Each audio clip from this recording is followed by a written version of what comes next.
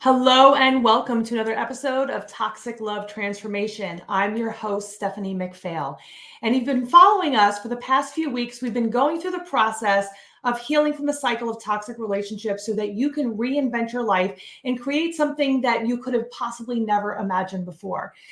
We have gone through, and if you haven't gotten a copy yet of this, Reinvent Your Life After Divorce, definitely go to beinglovedshouldn't.com/links and grab yourself a copy so that you can follow along with us. But step one that we went through was, how did I get here? Number two, build your team. Number three, discover your passions. And number four is understanding yourself. So those are some of the different steps. And of course, we're going to be going into 5 and 6 in the upcoming weeks. So if this is your first time coming on and hanging out with us, welcome. Make sure that you grab yourself a writing utensil. You want to be able to take notes because I'm going to give you some action steps and things you can actually start implementing right away to start really reinventing your life after divorce or breakup. So welcome, everyone. As always, I love being here with all of you and sharing this knowledge with you because, like so many of you, I was stuck in the cycle of toxic relationships. When I ended my first marriage, I thought I could just figure it out. I was smart. I was intelligent. I thought I knew what to do. And I noticed that things kept happening. I kept ending up with toxic people. And even though I was no longer in that marriage, I was finding myself repeating patterns. And of course, we want to take away the possibility of that happening again, or if it does happen for you, to quickly see it so that we don't waste any more time with the wrong people in our lives. We want to make sure that we're having supportive, inspirational people in our lives, or single. Either way, we feel happy and good in ourselves. And of course, it takes the work in between relationships to make sure that we heal so that we don't, again, repeat those patterns. So today we're going to talk about step 4, which is understanding self. So what I want you to do is I want you to think about how you've had all these different experiences in your life. And for some of us, we might have said, like, why has this happened to me? Why couldn't have things been easier? Why did I have to end up in that terrible relationship? Why did I have to end up having the experiences that I've had? And Tony Robbins made a really good point in I'm Not Your Guru. If you haven't seen it, definitely go check it out. But he talks to someone about how there is a gift in some of the negative things that you've experienced. Now, I understand that when you were going through it, whatever you've experienced, because some of us we've all dealt with trauma at some point in our lives. We've experienced these terrible things. Having that experience is terrible. That doesn't take anything away. But what we can decide to do is take that information and learn from it and grow. Not only does that help with our own growth, but that actually helps with other people's growth if we're able to share those experiences. So if we start looking at what we've had in our lives, instead of saying, poor me, why has this happened? And to continually reliving what we've experienced in the past, we can look at it and say, this happened for me. This experience happened for me so that I can learn from it. And I bet if you start looking at it that way, it can make you see things a little bit differently. You know, one of the examples that I give is, if life had been perfect, and I wouldn't have had the experiences with toxic relationships, or my parents' marriage would have been perfect, or any of these other things, I would not be the empathetic person that I am. I mean, maybe, but who knows? I experienced what I experienced, and because of that, I can understand from a very different perspective why people do the things that they do. And because I understand that, that allows me to help people at a deeper level. I bet you that you are probably pretty empathetic. You are probably very caring. You're probably a very wonderful person. We are when we've been through these experiences. The biggest thing we need to learn from that is still be that kind, wonderful, amazing person, but have boundaries. And of course, we're not going to talk about that today, but we are going to talk about boundaries the next time we meet. So people that, if we keep in mind that life is happening for us, and the other part, obstacles are learning opportunities for us, and people that trigger us are a mirror for us to look at where we need possibly healing and growth. Those people that annoy us, if we keep seeing repetitions of similar types of people, think of them as mirrors. Oftentimes we get automatically into this reactionary mode. And instead of being in that reactionary mode, we could say to ourselves and actually start thinking about what we think about, that metacognition, where maybe our temper is flared. Maybe we're ending up in this other toxic relationship. If we can look at who maybe that person reminds us of. Is this a parent? Is this a former relationship? Is someone saying something that's made you feel bad in the past? So therefore, whatever they're saying now is extra triggering, and now we're extra responsive to it. If we start looking at our reactions and our feelings to things as learning opportunities instead of automatically reacting to them, then we can start to make major shifts for ourselves. But again, it's taking that blame and shame off of it and instead looking for the learning opportunity. What is the lesson? Now, one of the things that we do a lot when we are healing is when we're in these relationships, is we do a lot of self-sabotage. As we're understanding ourselves, it's important to realize where we are creating that self-sabotage. We probably don't realize we're doing it.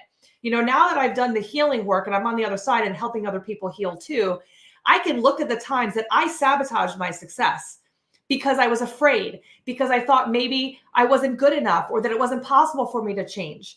I wasn't taking action because of fear that I would be alone. Maybe this was the best that I could get. So I was sabotaging my potential success. Even when I was out of the relationship, I thought my hyper independent self wanted to take care of it by myself.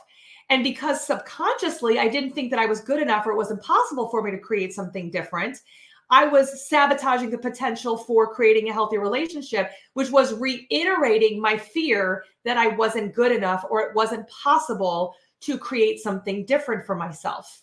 So we tend to self-sabotage, and most of the time that is subconscious. We're not purposely saying, let me find another person who reminds me of my father or my mother or my first long-term relationship or whoever that person was that maybe initially caused the trauma to you. We're not deciding that consciously. It's subconscious because those wounds that haven't been healed is subconsciously looking to replay them in the hopes that they will finally work through and now we will feel loved and accepted.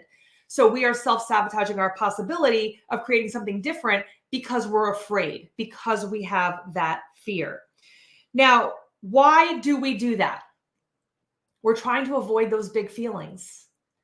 If we don't have to look in the mirror and look at where we're repeating patterns, then we don't have to deal with the big feelings that are associated with working on ourselves. We avoid. Our brain wants to keep us out of pain.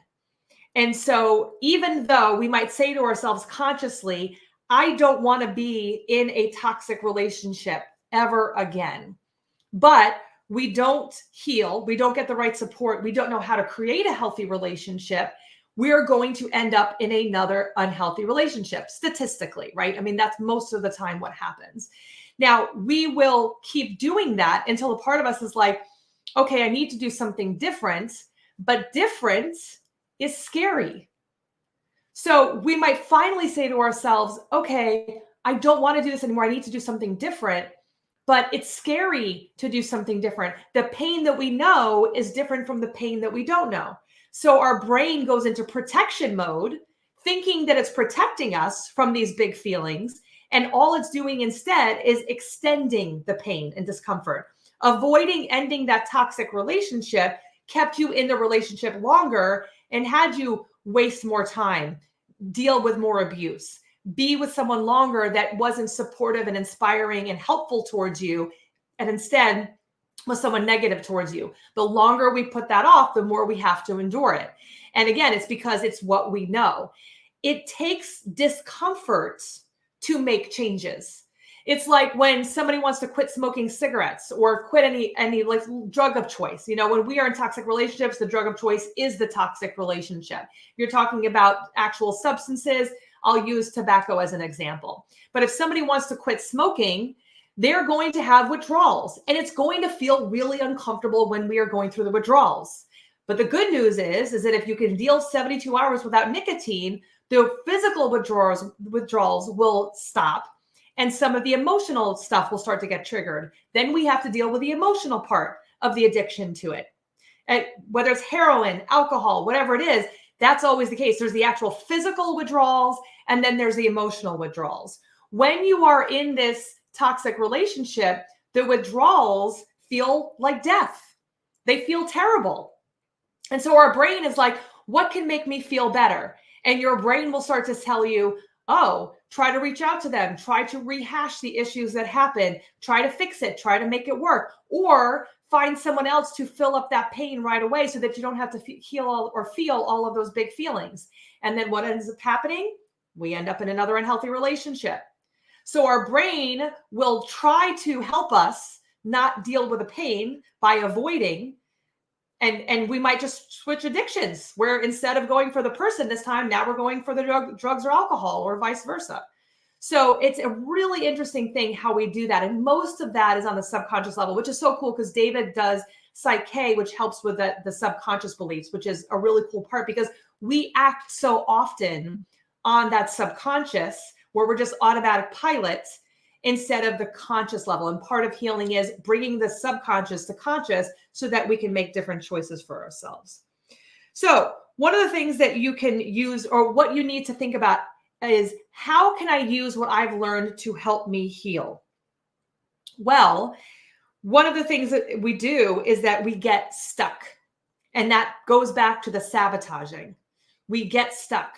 We say to ourselves, and this is what I said too. I ended the relationship. I'm just never going to do that again. But I don't know what to do to make anything different for myself. I felt stuck. I felt like it should be better, but it's not. I still feel overwhelmed. I still can't sleep. I'm still creating, finding these unhealthy people. I just really feel stuck. And again, that feeling stuck goes back to the sabotage. If we don't believe it's possible for us to create something healthy and happy, where we have a life that we're excited to wake up to every day, then the default is to feel like we're stuck and then not take action on creating something different for ourselves. It's a coping mechanism. So one of the things that you could do to get yourself out of feeling stuck is ask yourself these questions. What would I say to a friend if they were in this situation? Because I will tell you, most of you would probably, if they had a friend that was in exactly the same position as you know what you would have probably said to them. And you probably didn't tell people exactly what was going on for you because you might have known what they were going to say and you didn't want to hear it because there was so much shame and embarrassment that was associated with it. So I want you to be real when you're asking yourself these questions. This is for you. This is not for anybody else. Nobody else will see your notes. This is just for you. And if you're still in the toxic relationship, put these notes somewhere that are safe, whether it's writing it down and having a hiding place for it or putting it in a folder that would not be visible for someone that is, if you're still living in them or you're afraid they're going to find your information because there is cyber abuse for some people, make sure that you are safe. That's always the priority. For those of you who are out, keep this list handy so you can look at it and remind yourself. So the question is, what would I say to a friend? This is how we get unstuck. Another thing we would say is, how can we use our experience to help us heal? How can we help, or how can we use what we've experienced to help us heal? Another question to ask ourselves, what am I doing to avoid these big feelings? What do I have to gain by avoiding these big feelings? And you're going to have to go back to this later because you're going to want to spend some time going through each and every single one of these. I do recommend 2 to 3 minutes for answering every single one. The next one, what do I have to gain by not healing? And now some of you might be like, well, I want to heal. What are you talking about? That's why I'm here. I want to heal. But again, when we're looking at sabotage, sometimes again, making that unconscious conscious is like, and so I'll give you an example. If the question is, what do I have to gain by not healing? And we're trying to understand ourselves. What we might have to gain is not feeling those big feelings, not having to deal with the trauma that I've experienced, not having to be alone for a possible, length of time as we do our healing. Maybe it's, avoiding family issues, because we know that as we start uncovering things, there's going to be family issues that come up that we don't want to deal with, that we've been avoiding. So ask yourself and be real and honest. And whatever question or whatever answer comes to your mind from this question is, what do I have to gain by not healing? David always calls this the secondary gains by not healing. The next thing you can ask yourself, am I making assumptions about whatever situation that I'm dealing with? Whether this is the toxic relationship or there's an issue that's coming up for you, am I making assumptions? The next question, are my thoughts supportive of my best self? Are my thoughts supportive of my best self? So if we're telling ourselves, and be aware, because you would be amazed at what you're thinking. And if you said it out loud, you'd have someone say to you, like, why are you saying those terrible, horrible things to yourself? But we do it so often. Are we telling ourselves, you're not smart enough, it's not possible for you, you're screwed up, you're messed up, you don't deserve somebody that loves you, there's no good guys out there, you're too old, you missed the boat, this is the best you're going to get? Look at and be aware. This is, again, without judgment of any kind. Start being aware of that voice inside of you that is telling you whatever it's telling you. You know, I brought a group of women on a retreat to Costa Rica, and I had them do this exercise where I said, write down some of the things that you've told yourselves. And there were things like, you're not attractive anymore. You're too screwed up. No good guys would want you. The whole list. And some of them were things that they had actually heard before. Some things were things that they were telling themselves. And then I had them read it to somebody else. And it's like going to make me cry just thinking about it. All of the women in this activity, all of them were crying. Because the ones saying it out loud actually said, I didn't want to say those things to my partner that I was telling them to, because I didn't want them to hear those terrible things. And the person who's listening to it was like, it made me so sad that they felt this way about themselves. And so we don't even realize those negative things that we are telling ourselves over and over again. We have to be aware of what we are thinking. Think about what we think about and be prepared to now say something different.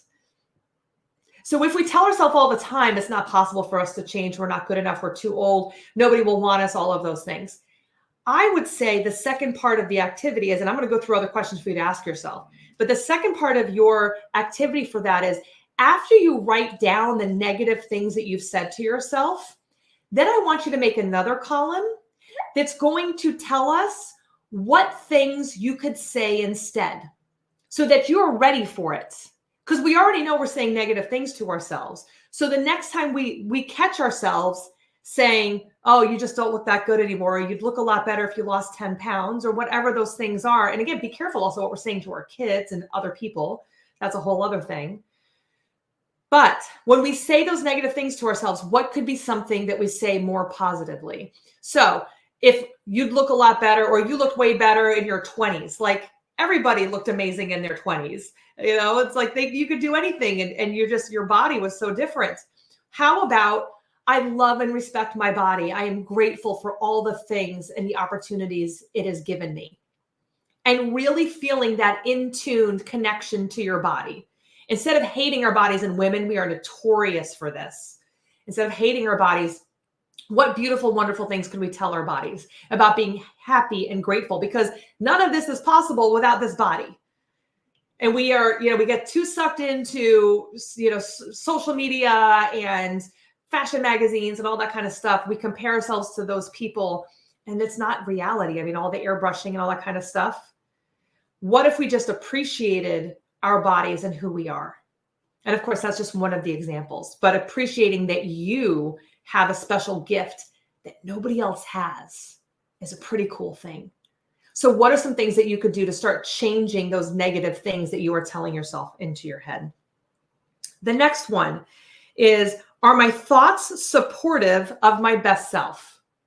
I think I said that one already, but are my thoughts supported by my best self? Like that's what we're just talking about. Who can I talk to about whatever the situation is? Reaching out to me as a coach who specializes in helping people heal and reinvent their lives after a divorce or breakup, or they're starting the process, whatever the case is. Is it a psychologist? Is it a therapist? Is it a friend? Do we have people that we can reach out to? Who can I reach out to talk about all of this with? So give yourself some time to do that.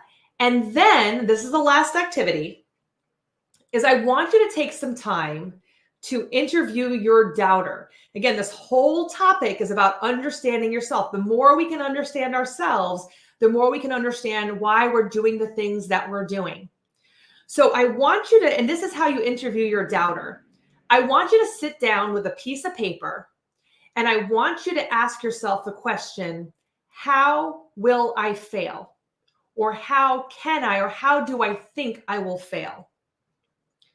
And write down whatever comes to mind, and do this for 5 to 10 minutes, free thinking, free writing. Don't question what comes out on paper. Keep writing for the entire 5 to 10 minutes. And if you're not sure how to do that, once you ask that initial question, you could say, and then what? And why else? And why else? And the more that you can get all of that stuff out from inside of you and put it out there for you, nobody else has to see this, but for you to actually see where you're thinking you're not going to succeed at living on your own, ending that relationship, creating an amazing relationship, being by yourself, whatever those things are. Once you start looking at the doubts that are popping up into your head, again, the metacognition, think about what we're thinking about, then we can start to look at each one of those objections that our doubter is telling us, and we can come up with solutions. So for every one of those things that your brain is saying, you can't do those things, what is going to be your solution to that problem? You know, I've had people that were like, well, I'm going to go back to school. You know, I want to change careers. So then the next thing is, well, I have to go back to school. And the next thing is, well, I'm too old to go back to school. So then my question to you is, what's going to happen in the next 5 years? Are you going to stay the same? Is time going to pass? Time's going to pass anyway. Might as well actually actively work on the things that we want to create for ourselves than to use that time still doing what we don't want to create for ourselves. We get to have that choice. We get to decide if we want to spend the time that we have creating a life that we're excited to wake up to every day with the possibilities, or if we're going to keep living this life that we're not happy and excited about every day. We get to make that decision. And all of that doubter is the insecurities, the fears, all of those things. If we can look at it and use it as a learning opportunity instead to see maybe where we need extra support. Maybe you need the coach, maybe you need the therapist, maybe you need to go back to school, maybe you need more education, maybe you need more support.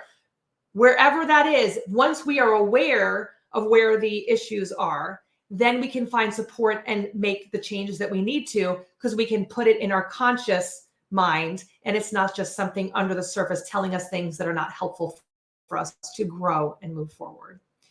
So I know that was a lot of information that I just threw out there. Definitely do this assignment. I know that you can't really do it while you're listening to me because I didn't give you that much time to answer every single one of them. When you end this, please go back. Or if you were watching this and you paused, then excellent. But please make sure you go through every single one of these. Do the activity. I promise you, you're going to get a whole lot out of it. And for anyone who's like, I'm stuck and I'm not sure where to start, again, go and download beinglovedshouldn'thurt.com/links. And you can go ahead and grab your freebie of Reinvent Yourself After Divorce. Get your copy so that you can start going through the process as well. So on that note, it's always wonderful hanging out with you. Love spending this time with you and sharing all this information. Remember, I would have never imagined in a million years that I would be helping people, which means I am no guru. If I can heal and change and create a new life for myself, you can too.